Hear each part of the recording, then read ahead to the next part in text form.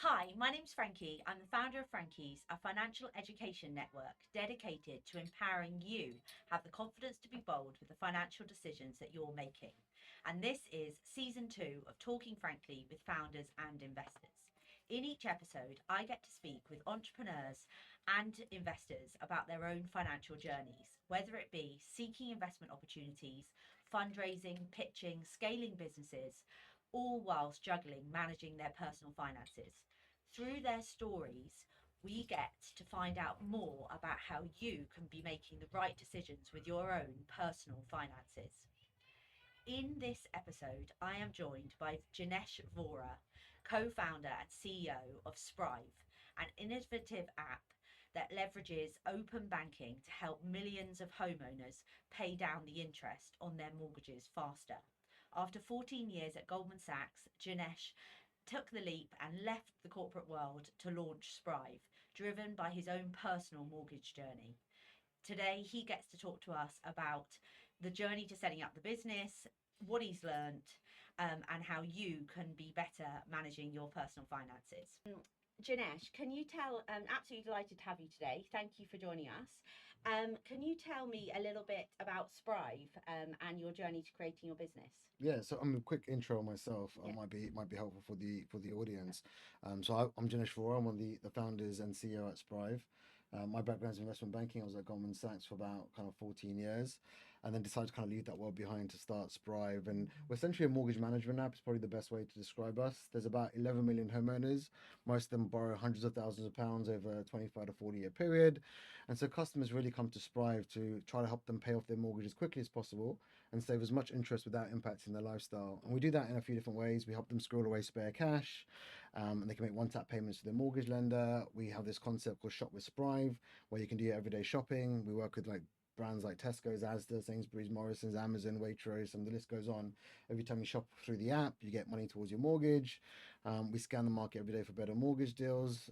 So we support over £3 billion worth of mortgages. Collectively, our user base is on track to save something like £118 million in interest. So yeah, pretty impactful. Amazing. And did you always know that you were, what? How did you know when you were going to start the business? So I've always liked the idea of starting my own business.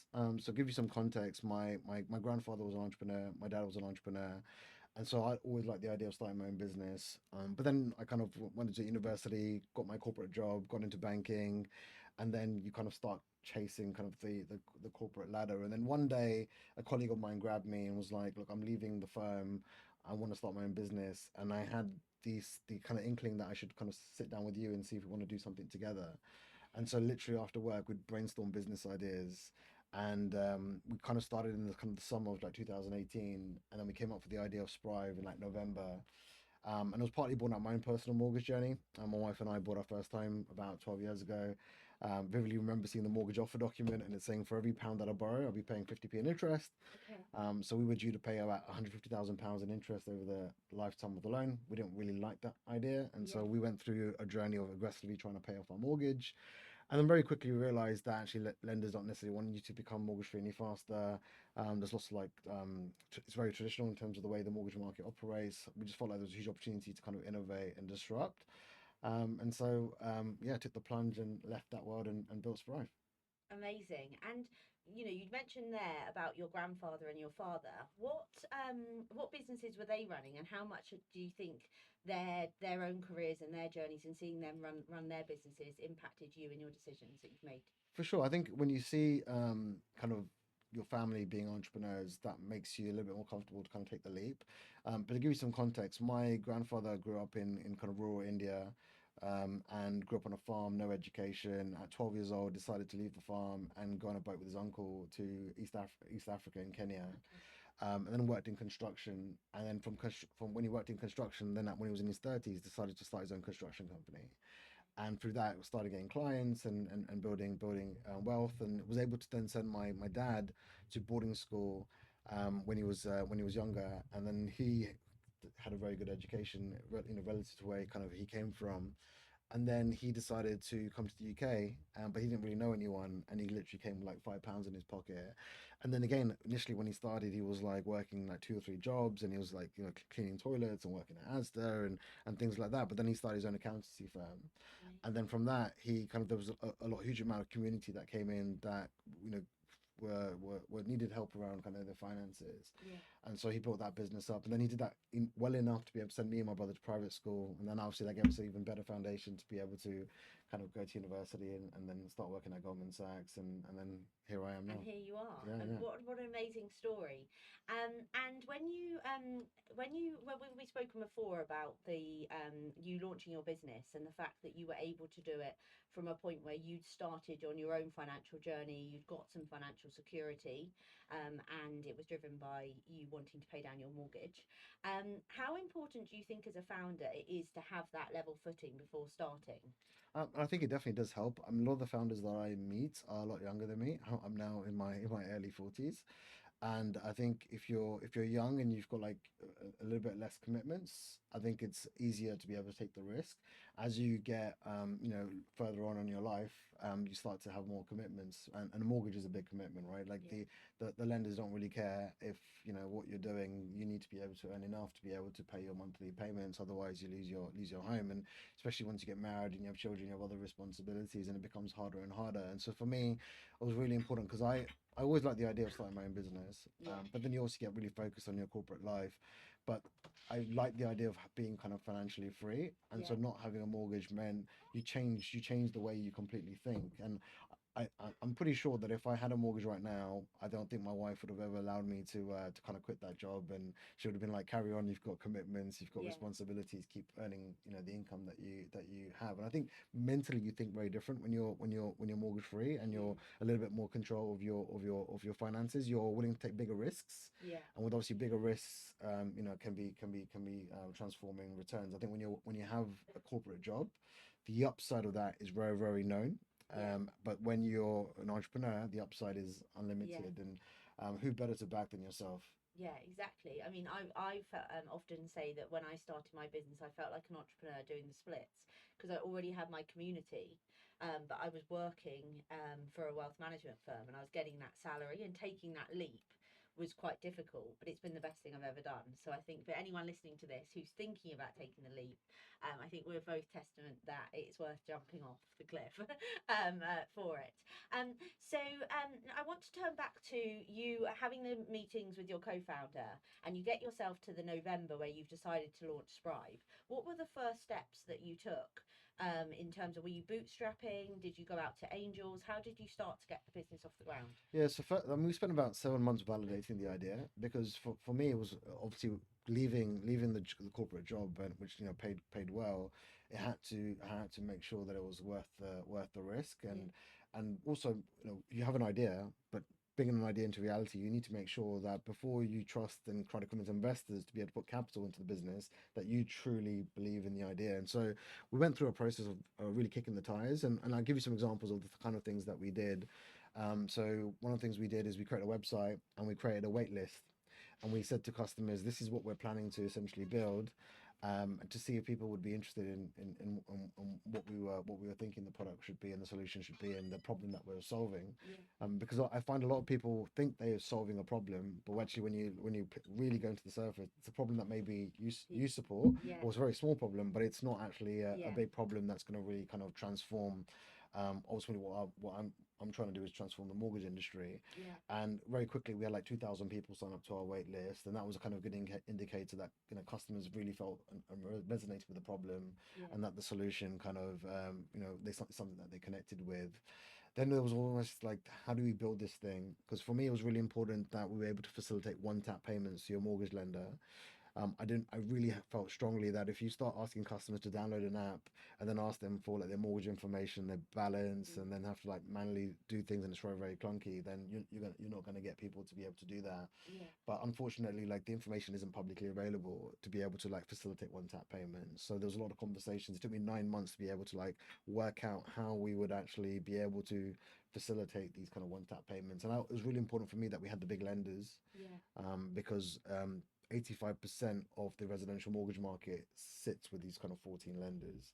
And so if we couldn't get the big lenders like the Barclays and the Santanders and the Yeah. HSBCs of the world, then we were going to be a very bespoke application, and that wasn't going to really work. And so that we spent a lot of time doing things like that, getting validation from like the mortgage industry. So I remember when I was in my corporate job, there was a mortgage firm that they partnered with. So if any employee wanted mortgage advice, they would go and get recommended to this company, and they were doing a workshop Okay. and inviting employees that wanted advice around their mortgages to come and ask them questions. And I didn't really have any questions, but I went there because I knew he was on the kind of the C-suite level at that firm. And at the end of the session, I grabbed him and said, "Look, I've got this idea that I want to do outside Goldman's around mortgages. Do you mind like grabbing a coffee and seeing if there's legs to the idea that I Yeah. have?" And we met, and he loved the idea so much. He was like, "Can you meet my board, and can you just kind of present what you kind of told me?" And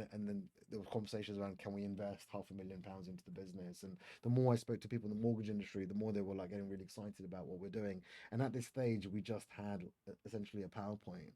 And Okay. then as I started talking to people, people were like, and going through and explaining the journey that I was going through, people were like, "Can I invest?" Yeah. And it got to a stage where just on a PowerPoint, we'd not built a line of code. We had like £240,000 of investment, Amazing. including like the likes of the former CFO of Microsoft US and India.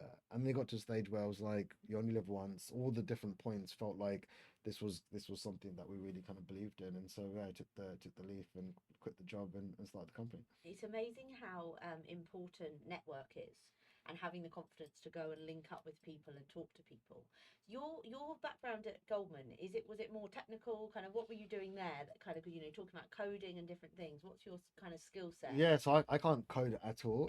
So my first 10 years was supporting the security trading business, but essentially what I did is I managed teams, small teams to begin with, and as I got more senior, the teams got larger. But it was essentially helping them execute on functions and processes that essentially the business needed to make sure happen Yeah, to facilitate their business. And so I got very good at like on one side you have like the clients yeah, and making sure you're managing the clients so they're very happy.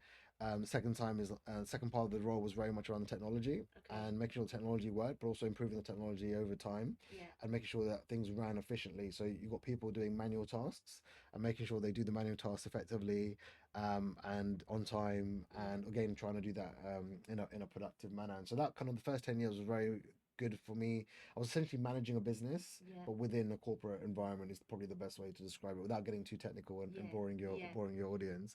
And then I moved over to the risk division, and the risk division is very much focused on helping the bank not lose money. yeah, And so my job was very much focusing on, and I looked after a third of the organization at Goldman Sachs globally from a risk standpoint. So I was really identifying where the bank could lose money, and then coming up with strategies to be able to prevent them from occurring in the first place. So then my relationship was very much it was much more a relationship type role yeah, as well as a technical role. So okay, having the relationships with the partners and the managing directors within each of the organizations that I kind of looked after, and having that dialogue around what are the things that could go wrong, yeah, how much capital do we need, when do we deploy it, how do we deploy it, and kind of that was kind of my role. So it was kind of I had a nice hybrid of like technical as well as kind of relationship side yeah, of things and kind of managing stakeholders and clients. And problem solving was another big part of it. Like no one really told me, especially as I got more senior, what to do. yeah, You created the work for your team. You created the strategy. You did the recruitment. You allocated you get given a budget. You allocate it. And again, so you're very much kind of an entrepreneurial type feel, but but within that within corporate. that kind of safe kind of And corporate And bubble. how did you find that transition then? So obviously you've had this experience and the year and 14 years of working in that sort of environment, but with the backdrop of Goldman Sachs behind you. How did you use those skill sets in launching Sprive? And what would be your kind of top three things that you'd recommend to founders when they're putting their team in place? Sure. So in terms of like the skill sets, I think you need to be really resilient. I think that's really important because starting a business is tough, especially when you're creating something from scratch, like we're doing. We're creating something that no one's ever created before, and so you've got to like for example, you'll talk to like you'll have conversations, and then you'll be ignored, and you're trying to create something out of nothing. So a lot of networking is really, really important, and then be able to hustle and grind. And I remember like some key kind of conversations we had where twice we've been told no, we won't work with you, etc. But you keep persevering and you try to like knock down doors. And so I think Mm. being able to do that, I think it's super important. I think being able to like sell and bring people with you is really important as a skill set as a founder. Whether you're selling to clients or you're trying to negotiate partnerships or you're trying to build a team, a lot of the times you're trying to find really good people, and they've got to believe in you that you have the energy and the drive and the know-how to be able to essentially disrupt. Ultimately, the mortgage industry is a £1 trillion industry, Yeah. and so I've convinced really talented people to leave amazing jobs to work for me. And again, when you're obviously raising capital, on the investor side, people are essentially investing in you, Yeah. especially in the early days when there's very little to in terms of evidence, in terms of you can actually make this happen. And so having that kind of that personality, when people look in your eye and go, this I think Jinesh can do it, is so crucial. And then I think the other third probably trait is being kind of hyper efficient, Yeah. because you only have so many hours in the day, and if you're a busy fool, that can kind of really hurt you. You kind of need to be ruthless around how you spend your time, how you spend your energy. And I see sometimes founders trying to do too many things, and sometimes they network too much, Yeah. and they're not meeting the right people. Yeah. And if you're not meeting the right people, sometimes then It's just you're wasting wasting time. you're wasting time and energy. Yeah. And with kind of startup life, you need to be you have very little in terms of capital resources Yeah. compared to like the bigger firms that you're trying to essentially compete against. And so that is a really important trait. And obviously I can talk about more around how we kind of built our team up, but I say those are the kind of the three best kind of like attributes I'd say. In terms of the team itself, you've got to be really clever around what what is the skill set you need, from the founding team, but then also your first hires, to be able to make sure you've got enough to be able to like enter the market, build your first product, and essentially and then monetize. And then as you get more traction, also get more capital, you can grow out the team. And so I was very like careful. Like we had two co-founders initially, that I mentioned. We Mm. both worked at Goldman Sachs, and then we needed a CTO because none of us could kind of code. Okay. And so we then came up with a process and we found our CTO. And I can tell you more about that story. But and then we said, well, we're a consumer brand. We need someone that can do marketing. And Yeah. again, we went through and we found our first marketing lead. And finding talented people is can really key, because your early hires, if they're not good, can Yeah. completely destroy the company, as well as the founding team, because the founding team have to really like work together well, Yeah. and they need to complement each other, and they need to be able to challenge each other. Mm. And again, if the In a dynamics constructive in a way. constructive way, and Yeah. if the dynamics are not good, then again, I've seen so many companies that have failed because the founder dynamics aren't right. Yeah. And earlier you spoke about the kind of you had 240,000 that you managed to raise from your PowerPoint, which is incredible.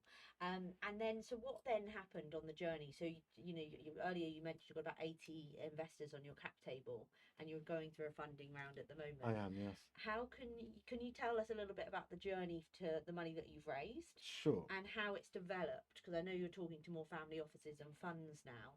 So how have you found that transition in pitching and fundraising? Yeah, so initially, like the first 240,000, that was very what I call a friends and family round. What I'd essentially told is each of the founders need to bring in £80,000 through their own network, three co-founders, and so being able to like leverage each people, it just makes it a little bit easier. Yeah. And we were all able to just talk about what we were doing. I feel like when you're raising in the early stage, you don't go to your friends and family and say, "Give me money."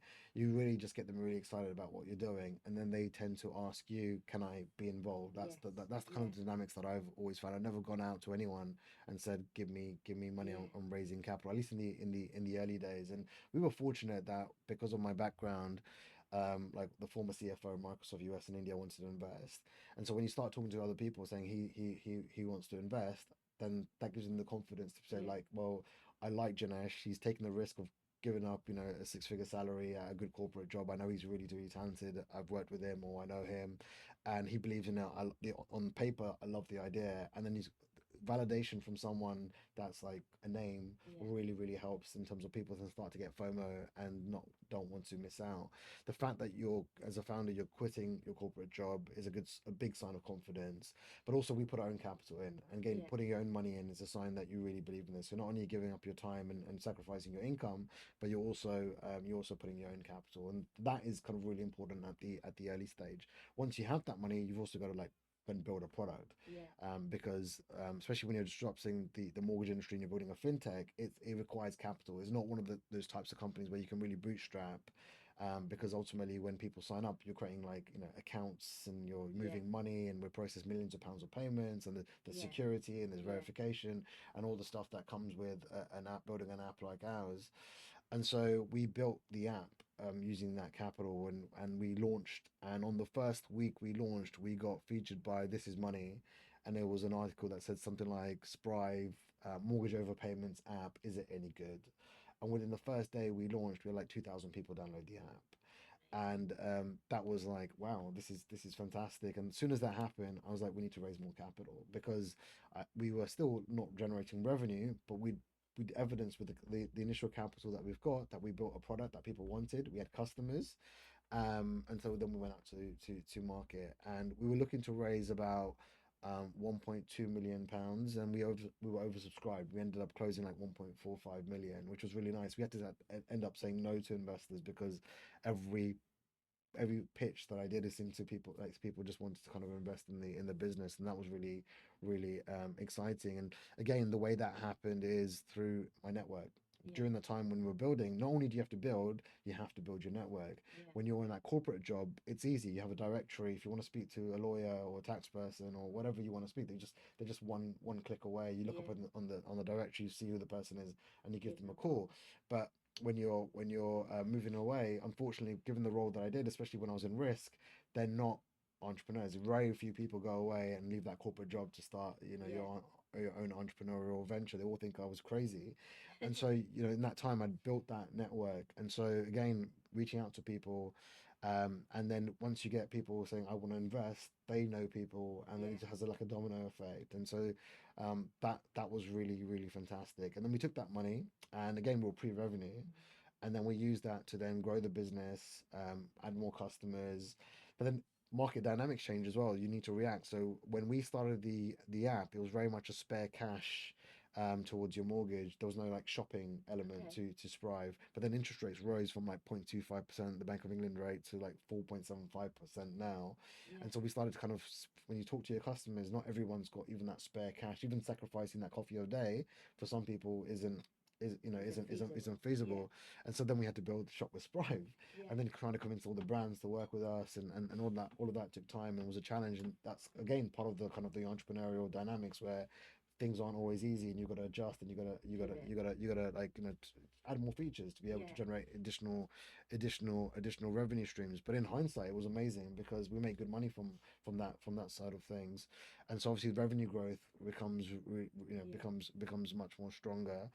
And then you start to look at, okay, when's the now inflection point for us to now go out and raise more capital, because Yeah. we have huge ambitions in terms of how we want to disrupt the mortgage market, but also the way people manage household debt, whether it's Yeah. credit cards, student loans, car finance. There's 44 million people in the UK with some form of household debt, and who wants to be in debt, paying their lenders in crazy amounts of interest.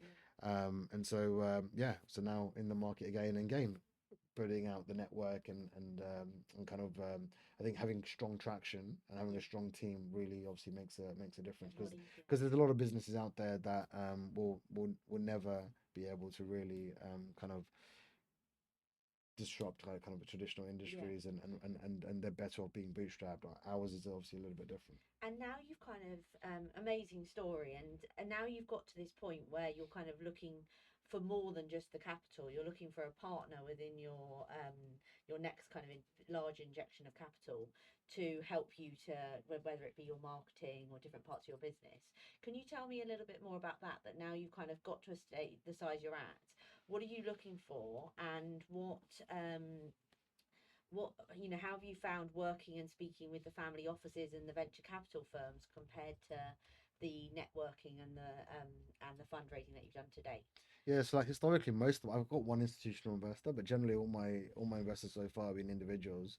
And but I've got like individuals that have a lot of them are very well connected. So I've got an investor who's the chief investment officer at St James's Place, or once someone is on the board of Money Supermarket, or the CMO of Pension B. So really people that are useful. And I can obviously go on and those people have been kind of really helpful because when you have some challenges, you can kind of pick up the phone and say, "Hey, what do you think about this?" Or can you introduce me to X, Y, Z?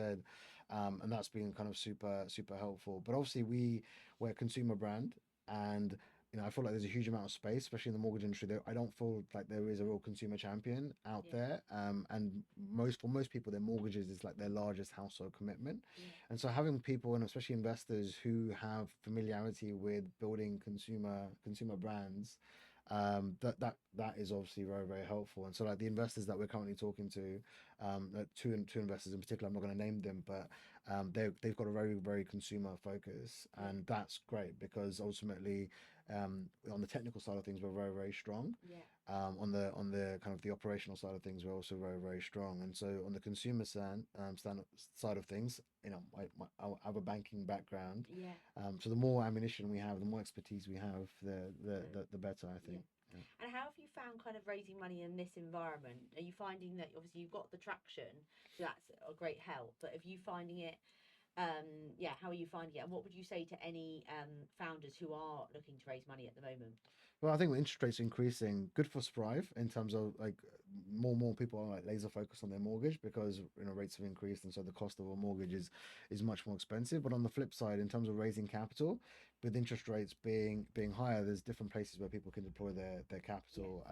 Before, I think when interest rates were very low, people were chasing returns, and so investing in private companies was kind of there was just more people willing to do that. And then I think there's been people who invested back in I was talking about 3 4 years ago in yeah, lots of private companies, and some of them haven't seen returns.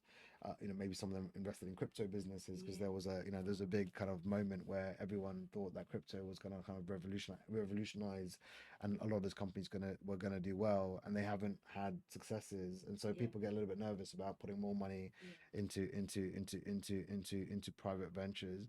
I think there was a huge focus on like getting to profitability, yeah, and so before there were businesses, and especially in the fintech space, who raised enormous amounts of capital, and they were like growing their team, but were in terms of like the amount of money they were making very little money, yeah, and so their outlay might be in the 50 to 100 million kind of mark, but their revenues were less than 5 million, yeah, and so that kind of sentiment is really like starting to like leave the market, and they're looking for founders who are creating real businesses yeah, that ultimately will be profitable, and they're taking capital to grow the business but in a very sustainable way. yeah, And so that's the way we always ran our business. yeah, I'm a big believer of like financial models, and very early, and I think a lot of entrepreneurs don't do this, is they don't look at the financial models and look at the levers of like how much is it going to cost to acquire a customer, how much is it going to cost to keep the customer, retain the customer, how much revenue are you going to make, yeah, what's your payback period, look at the cash flow, and people just think about the problem and the yeah, solution.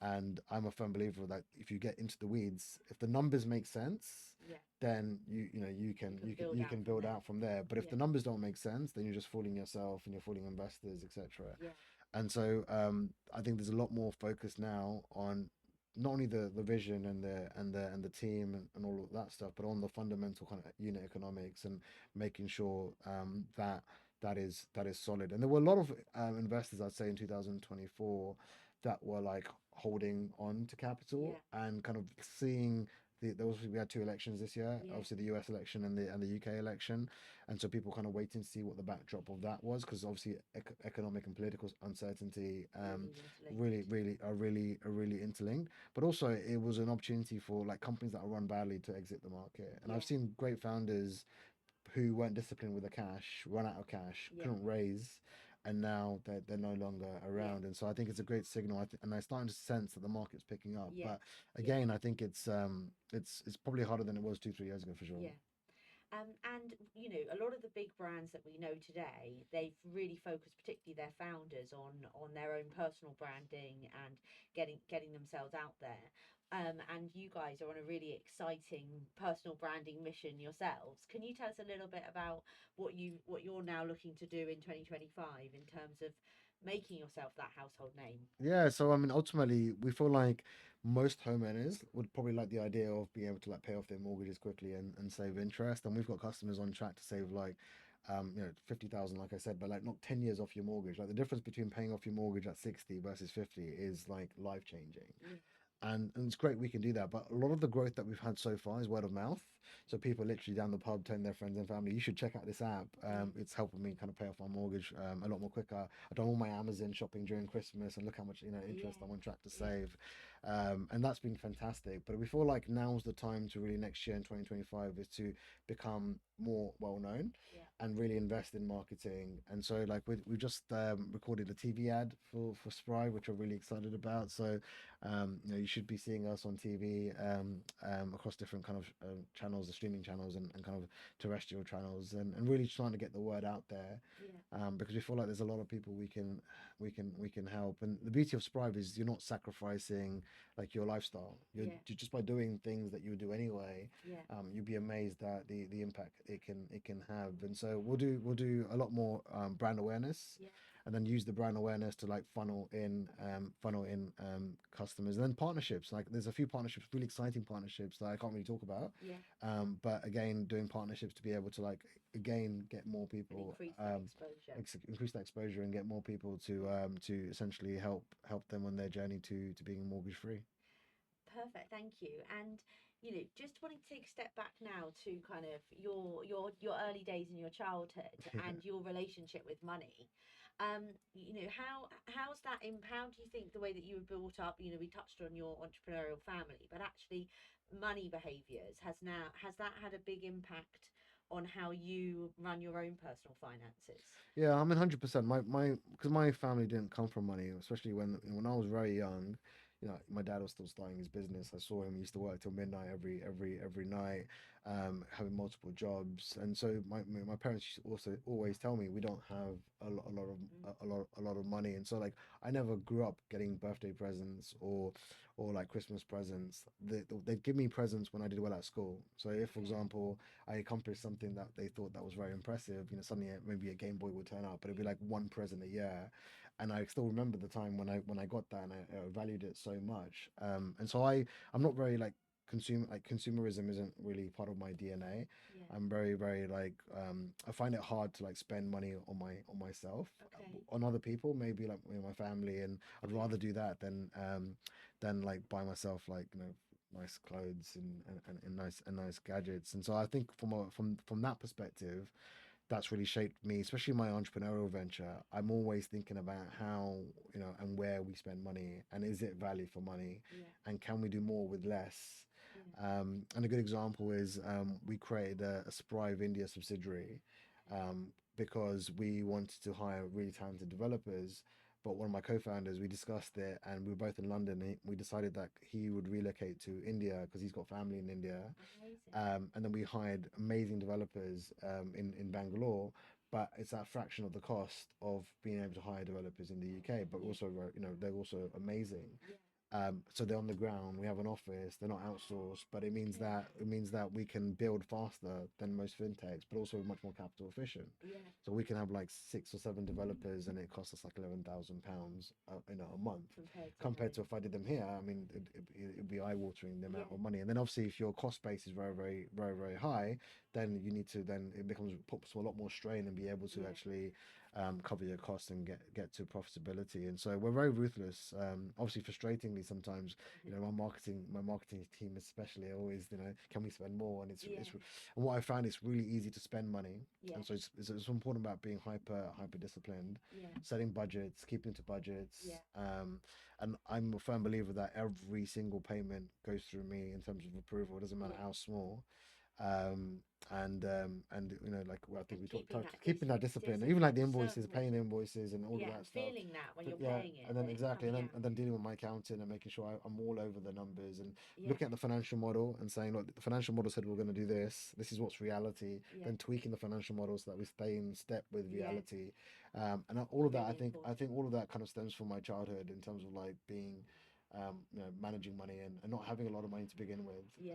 And I think that helped. And I think that helped me partly to help me pay off my mortgage. Yeah. Like I think if I was really like frivolous when I was in my twenties, I wouldn't have had enough to like pay off, have a deposit. And then even when I had my home and we had the deposit and we borrowed like £300,000, in 4 years we paid that off.